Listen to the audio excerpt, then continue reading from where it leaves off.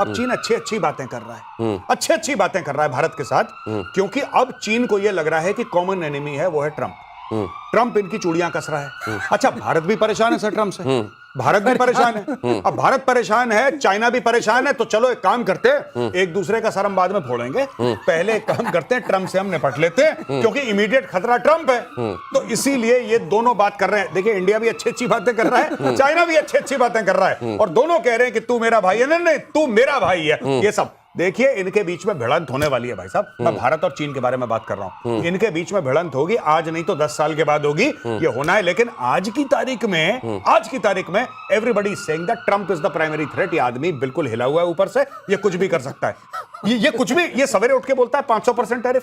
मतलब कोई उसकी मीटिंग होती है, भैया आप मीटिंग में डिसाइड करते हैं, ये कुछ नहीं उठ के ट्रूथ सोशल पर डाल देता है, जो इसकी मर्जी होती है। कल बोलेगा 473%। अब आप उससे लॉजिक पूछो कि सर 473 का क्या लॉजिक है? कह रहा मैं प्रेसिडेंट हूं, मेरी मर्जी है। लेकिन फिर भी मान लीजिए कि ये इस वजह से फिलहाल तू मेरा भाई मैं तेरा भाई चल रहा है जी, लेकिन उधर उस भाई को क्या हो रहा होगा? पाकिस्तान को ये तस्वीरें कैसी लग रही होंगी? देखिए, पाकिस्तान को अपनी औकात पता है। सवाल बहुत बढ़िया आपका, लेकिन पाकिस्तान को अपनी औकात पता है। पाकिस्तान कुरकुर करता है। पाकिस्तान के टेलीविजन पे इसके डिस्कशन हो रहे हैं, मैंने देखे एक दो, जो लोग यूट्यूब पे चंक्स डालते हैं काट काट के, वो मैंने देखे कि मैंने बोला यार पाकिस्तान क्या ये हो रहा है, क्या हमारे लिए कोई खतरा तो नहीं है?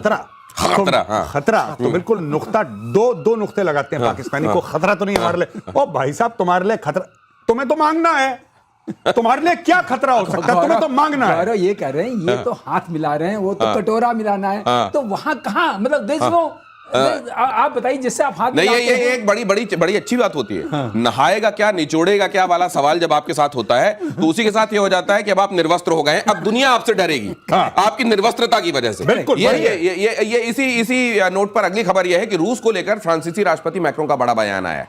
मैक्रों को भी लगा कि दुनिया भर में बयान दिए जा रहे हैं, मैं कहां हूं। मैक्रों का बड़ा बयान, सेकेंड वर्ल्ड वॉर के बाद आज पहली बार आजादी खतरे में, उन्होंने कहा। सुनिए जरा, सेकेंड वर्ल्ड वॉर के बाद आज पहली बार आजादी खतरे में है। मैक्रों ने कहा यूरोप की आजादी के लिए खतरा है रूस। और बेस्टिल डे से पहले फ्रांसीसी सैनिकों से मैक्रों का संवाद, और उसमें कहा गया दुनिया में इस समय खास तौर से यूरोप के लिए अगर कोई खतरा है, और उन्होंने यह भी कहा आगे कि खतरे के बगैर, खतरा दिखाए बगैर आजादी नहीं बचती। बिल्कुल, मतलब खतरा दिखाते रहना आवश्यक है, और इसलिए वो रूस का खतरा दिखा रहे हैं। एक और चीज, ये ट्रंप के नक्शे कदम पे चल रहे हैं। इनका 10-15 दिन पहले का ट्वीट निकालिए, क्या कहते हैं? खरीदो राफेल। ये यूरोप से कह रहे हैं कि तुम्हारे ऊपर खतरा है, तुमने अपना डिफेंस का बजट बढ़ा दिया है, लेकिन क्या तुम ट्रंप पे विश्वास कर सकते हो? क्या तुम्हें ट्रंप पर भरोसा है? ट्रंप विश्वास के पात्र हैं ही नहीं, आप खरीदो राफेल। क्योंकि it is the only country जो अकेले यूरोप में एक एयरक्राफ्ट, बाकी जो यूरो फाइटर है, यूरो फाइटर में 4-5 देश मिलकर बना रहे हैं। ये भाई अपना खुद का जहाज बना रहा है राफेल, जिसमें बाहर का कुछ नहीं, साफरान उसमें इंजन डाल रहा है। He has all the technology.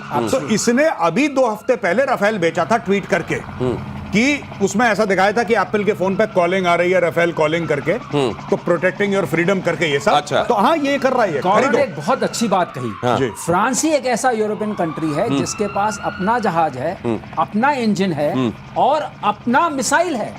MBDA भी उनका है, सफरान भी उनका है, दसों भी उनका है। ठीक है, इसमें कोई शक नहीं, बहुत पावरफुल है। और जहां तक ये बात आ रही है, अगर सीरियस नोट पे रशिया ने हमेशा रिएक्शनरी, बिल्कुल, रशिया ने कब खतरा, रशिया कब यूरोप के लिए खतरा बना, और रशिया का वर्ल्ड वॉर 2 में 27 मिलियन सोल्जर्स मारे गए थे। अब बताइए, 27 मिलियन। उसके बाद ये कहा जा रहा है रूस यूक्रेन युद्ध के बारे में, रूस की साम्राज्यवादी नीतियां हैं, साइबर हाइब्रिड युद्ध का जमाना है, यूरोप की आत्मनिर्भरता पर फोकस करना होगा, परमाणु रणनीति बनानी होगी। ये इतना ज्यादा रूस का डर दिखाया गया, क्या ये वाकई रिवर्बरेट कर रहा होगा बाकी कंट्रीज वैसे रिलेट कर रही हैं? निकल गया, जब तक डर नहीं दिखाएंगे आजादी नहीं रहेगी, इसका मतलब माल नहीं बिकेगा। ये सारे के सारे जो हैं ट्रंप बता रहे थे गौरव। बिल्कुल। और सर, विद योर परमिशन एक बात जोड़ दूं, बड़ी खूबसूरत सी चीज है। जैसे इंग्लैंड है, इंग्लैंड के पास हवाई जहाज का इंजन है, लेकिन हवाई जहाज नहीं है। राइट। अब वहीं देखिए ग्रिपिन के पास हवाई जहाज है, लेकिन इंजन नहीं है उसके पास। तो एक के पास इंजन है, हवाई जहाज नहीं है, एक के पास हवाई जहाज है, इंजन नहीं है। फ्रांस है जिसके पास हवाई जहाज दोनों इंजन भी है और मिसाइल भी है। अगली खबर इसी बात पर देखिए, ये कुल मिलाकर तिजारती स्टेटमेंट्स होते हैं, ये लब्बो-लुआब है। अगली खबर यह है कि ईरान को इजराइल के सीज फायर पर संदेह। ईरान को इजराइल के सीज फायर पर संदेह है। ईरान के रक्षा मंत्री का बयान आया है अजीज नसीर जादेह ने कहा है कि ये एक अस्थायी और अस्पष्ट युद्ध विराम है। ईरान अब भी युद्ध के लिए तैयार है। आखिरकार इन्होंने ट्रंप को पढ़ लिया मतलब। नहीं, ट्रंप की ये तो हर तीसरे दिन बयान देते हैं, हम छोड़ेंगे नहीं, हम मार देंगे, अगली बार तुमने करा तो फिर तुम देख लेना, यहां से मत आना, घूर के मत देखो। ये पता नहीं, अच्छा इजराइल के बारे में ये अच्छा लगता है मुझे, इजराइल बयान नहीं देता। अचानक एक दिन सवेरे आएगा कॉल, यहीं से ऑफिस से ही आएगा हमारे टाइम्स नाउ से, अरे सर बम मार दिया बम। बस इजराइल का ये है कि आपको पता लग जाता है, आप सो रहे होते हैं और 5 मिस्ड कॉल्स होते हैं, अरे भाई क्या हो गया, बम मार दिया बम। इजराइल का ये है। ईरान जो है, ईरान अटैक नहीं कर रहा है, ईरान बयान दे रहा, उसने एक एक करके देखा, अभी हमारी सारी मिसाइलें खत्म हो गई हैं भाइयों, हमारे सारे बम खत्म हो गए, हमारे न्यूक्लियर को तबाह कर दिया है, हमारी बैलिस्टिक मिसाइल लगभग 2-3 बाकी हैं, जब तक ये नहीं बन जाता दोबारा बयान देते रहो, तब तक डेली तुम बयान दागो टेल अवीव पे, कुछ ना कुछ तो बयान गिरेगा वहां तक, है ना। एक बयान गिरा, हाइपरसोनिक बयान है भाई साहब, ये हाइपरसोनिक है, एक सुपरसोनिक बयान जा रहा है कि हम मार देंगे, और ये स्टेल्थ बयान है, ये स्टेल्थ बयान है, ये दिया तो पता नहीं लगा किसी को, ये ऐसा बयान है कि दे भी दिया पता नहीं लगा क्या दिया, ये स्टेल्थ बयान है हमारा। तो इसी नोट पर अगली खबर देखिए, यूक्रेन ने रूस पर ड्रोन अटैक किया। वोरोनिश में यूक्रेन ने ड्रोन हमला किया, रूस ने 12 ड्रोन हवा में मार गिराए। हमले में 12 लोग घायल, 2 जख्मी। तो अभी जो हमारे एक्सपर्ट्स कह रहे थे, ये अमेरिका को ये बोलते हैं कि देखिए क्या आप इतने अंदर जाकर हिंटरलैंड में रशिया के आप अटैक कर सकते हैं? नहीं कर सकते, मैं कर सकता हूं, मुझे हथियार दीजिए और ये लड़ाई चलाते रहिए, वरना मेरी कुर्सी खतरे में। ज़ेलेंस्की बगैर कहे, ये ब्रैकेट में लिखा हुआ है लेकिन ये कह देते हैं। लेकिन अब ये और उकसावे वाली कार्रवाई हो गई, उधर 50 दिन वाली बात हो गई है। कल रशिया की तरफ से मुझको लगता है कुछ भयानक आने वाला है। देखिए मैं आपको छोटी सी बात बताता हूं, ये इसकी मजबूरी है, ये ना चाहते हुए भी इसको रूस को अटैक करना पड़ेगा, क्योंकि आपको प्रूफ ऑफ कॉन्सेप्ट देना है ना, जो आपके स्पॉन्सर हैं, आपको ये तो बताना है कि सर मैं कुछ कर रहा हूं, वरना कहेंगे यार उस खिलाड़ी को आप कौन सी चीज आप दे देंगे, कौन सी फैसिलिटी दे देंगे जिसको सिर्फ मार पड़ती है, जो सिर्फ हारता है, कभी कभी तो 10 में से 2 पंच वो भी थ्रो करे। तो अब इसकी मजबूरी है, ये ड्रोन भेजेगा, मिसाइल भेजेगा, कुछ मारने की कोशिश करेगा। अब इसको उम्मीद जागती है कि कोई ना कोई, अब इसने क्या, ट्रंप ने क्या शुरू करा है, ट्रंप कहता है कि मैं डायरेक्टली हथियार नहीं दूंगा, मैं हथियार बेचूंगा नेटो को। ट्रंप हथियार नेटो को बेचता है, नेटो खरीदता है हथियार, वो हथियार नेटो भेजता है यूक्रेन, जिससे रूस पर हमला कर रहा है ये। तो ये सब चीजें चल रही है मार्केटिंग वाली। गौरव जो बात की सबसे नोट करने वाली है, पहले अमेरिका हथियार देता था और अब बेच रहा है कि 32 के 32 मिलके खरीदो, और अब दो। तुम कह रहे हो नाटो के ऊपर गड़बड़ है, गजब है, लेकिन खरीदो। ये स्ट्रेटजी कमाल है। पहले अमेरिका ने कहा आओ एक संगठन बनाएं, हर कोई उसमें कंट्रीब्यूट करेगा, हम सब मिलकर उसको बनाएंगे और चलाएंगे, आओ नेटो बनाएं। सब आ गए, सबने कंट्रीब्यूट कर दिया। उसके बाद कुछ दिनों बाद जब वो एक बड़ी लड़ाई छिड़ गई, उन्होंने कहा नहीं, अब सब लोग अपना अपना डिफेंस बजट बढ़ाओ और मेरी मशीनरी खरीदो, 5% बढ़ा दो। दिनेश याद होगा तुमको, हम लोगों ने कहा था एक शो में कि ये पहला आउटसोर्स वॉर है जो हम लोग देख रहे हैं। हाँ, सही बात। War itself is outsource. सही बात है, उधारी की लड़ाई, उधार में चलने वाली लड़ाई। बांग्लादेश की अंतरिम सरकार के मुखिया, इधर देख लीजिए जरा, ये आम बात है, इसलिए ध्यान से सुनिएगा। बांग्लादेश की अंतरिम सरकार के मुखिया मोहम्मद यूनुस ने भारत को भेजे हैं 1000 किलो आम। प्रधानमंत्री मोदी और राजनयिकों के लिए गिफ्ट भेजे। पश्चिम बंगाल और त्रिपुरा के सीएम को भी आम का तोहफा, और तोहफे में हरिभंगा किस्म की आम भेजा गया है। भारत के साथ रिश्तों को बेहतर बनाने की कोशिश। एक तो ये हरिभंगा, पता नहीं किस तरह का नाम इन्होंने रखा है, और हमारे यहाँ इतनी सारी वैरायटी होती है कि आई एम श्योर कि ये पक्का यहाँ बांग्लादेशी डिटेन करके जहां रखे गए होंगे ना, वहां ये आम भेज दिया जाएगा। कम से कम हमारे पीएम तो नहीं खाने वाले इसको। लेकिन ये कहना क्या चाहते हैं? आम, अरे काम अच्छे कर लो यार, आम क्यों भेज रहे हो? आम क्यों भेजे इन्होंने? आम इन्होंने इसलिए भेजने हैं क्योंकि अब ये चारों तरफ से फंस गया है। देखिए साफ सीधी बात है, फिर मैं कहता हूं जब आप कंफ्यूज्ड हो जियोपॉलिटिक्स में, सबसे पहले नक्शा देखो, ठीक है।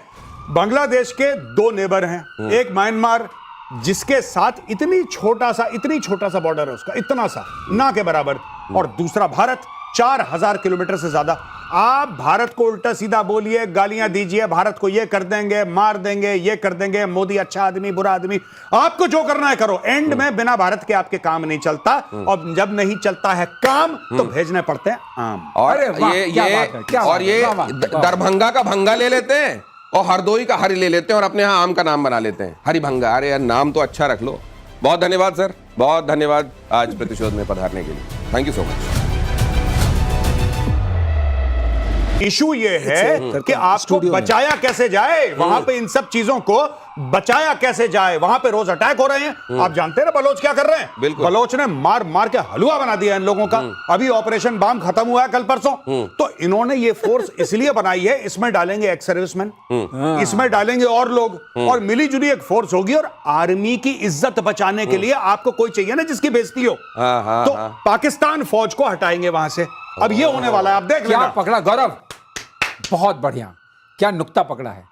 पाकिस्तान फौज की बेइज्जती बचाने के लिए अलग कर दिया। वाह, पाकिस्तान फौज की बेइज्जती बचाने के कितनी लिए बचाओगे तुम? किस पे ठीकरा फोड़ना, ठीकरा फोड़ने के लिए ये बना दिया गया है। और इसी बीच अगली बढ़िया। खबर देखिए, मध्य पूर्व में एक और बड़ी जंग की आहट सुनाई दे रही है। सीरिया पर इजराइल का बहुत बड़ा हमला, सीरियाई सैन्य टैंकों को निशाना बनाया गया। रूस धार्मिक अल्पसंख्यकों के पक्ष में इजराइल। अब यहां क्या हो सकता है? यहां पे देखिए, ये जो अहमद अल शरा है, ये अहमद अल शरा जो है, ये भाई जो था पहले इस्लामिक स्टेट और अलकायदा का टेररिस्ट था। ठीक है। इसके ऊपर 10-15 मिलियन की बाउंटी थी, जो कि यूनाइटेड स्टेट्स ऑफ अमेरिका ने बोला था कि जिंदा या मुर्दा इतने पैसे मिलेंगे। आज की तारीख में वही बंदा ट्रंप से हाथ मिला रहा है, वो जा रहा है ट्रंप से मिल रहा है, साइडलाइंस ऑफ मल्टीलैटरल मीटिंग्स में वो जाके ट्रंप के साथ फोटो खिंचवा रहा है। अब इशू ये है कि इजराइल की मजबूरी है। ईरान दोबारा अगर इस्तेमाल करता है जमीन और दोबारा आर्म करता है हिजबुल्लाह को और हमास को, तो बीच में आता है सीरिया। अगर इजराइल ने सीरिया की कमर नहीं तोड़ी और अगर इजराइल सीरिया को जाने देता है कि चलो हमारा अब कंट्रोल नहीं है, तो ये लोग इजराइल को ठोक देंगे। इसलिए इजराइल के लिए जरूरी है ये चीज। और दिनेश, जो ड्रूज की बात हो रही है, ड्रूज जो है इजरायली आर्मी, एयरफोर्स, नेवी में भी हैं। करेक्ट। ये वहां की बड़ी वो बफर के तरह रखते हैं। और उस एरिया को इन्होंने पहले भी, जैसे ही ये आए थे शारा, तो उनके आते ही अहमद अल उन्होंने शरा। पहला अटैक किया था। तो वो सारा एरिया कंट्रोल किया हुआ है। वो चाहते हैं वो बफर बना रहे, और ड्रूज को ये हमेशा सपोर्ट करेंगे क्योंकि ड्रूज इनके फेवर में काम करते हैं। सर, लेकिन मैं ये सोचता हूं, इजराइल का क्या मादा है। हाँ। उधर हमास के साथ, इधर हिजबुल्लाह हूती से तो निपट ही रहा है, उधर ईरान से अभी ताजा निपट के हटा है, और इधर सीरिया वालों को देखने लगा। ये कितना मादा है उसमें, और कितने रिसोर्सेज, क्या वेल है उसकी। इसी कहते हैं प्रतिशोध, ये आपके प्रतिशोध की तरह है, गजब चलता प्रतिशोध। रहेगा। ये प्रतिशोध इजराइल से सीखना चाहिए। इतना ये नक्शे में जैसा कहा जाता है कि आप ढूंढेंगे, जूम करके ऐसे निकालना पड़ेगा तब दिखाई देगा, लेकिन मादा देखिए। और दूसरे विश्व युद्ध को हमेशा याद रखे जापान। ये कौन कह रहा है, अगली खबर में देखिए। दूसरे विश्व युद्ध को हमेशा याद रखे जापान। चीन ने जापान को दी सीधी धमकी। फिलीपींस को लेकर चीन और जापान में अब टकराव की स्थिति बन गई है। फिलीपींस को जहाज दे रहा है जापान, और इस चर्चा से नाराज है चीन। ये मतलब याद दिला रहा है कि जरा वो वाला तुम परमाणु बम वाली स्थिति याद रखो। पानी बहुत बह गया है, इसको भी मालूम होना चाहिए। ये कुछ नहीं है, चूरन खिला रहा है चीन, गीदड़ भपकी है। ये कह रहा है सेकेंड वर्ल्ड वॉर को याद रखो। मैं चाइना को दिलाना चाहता हूं याद सेकेंड वर्ल्ड वॉर के पहले की। और चाइनीज शायद भूल गए हैं कि जापान ने चीन के ऊपर राज करा। भूल गए हैं कि जिनको धमकियां दे रहे हो, वो तुम्हारी छाती में उन लोगों ने कई दशकों तक मूंग दली है, तुम्हारे ऊपर राज करा है। तो एक बात क्लियर रखना। दूसरी चीज, चाइना का क्या लेना देना सेकेंड वर्ल्ड वॉर में?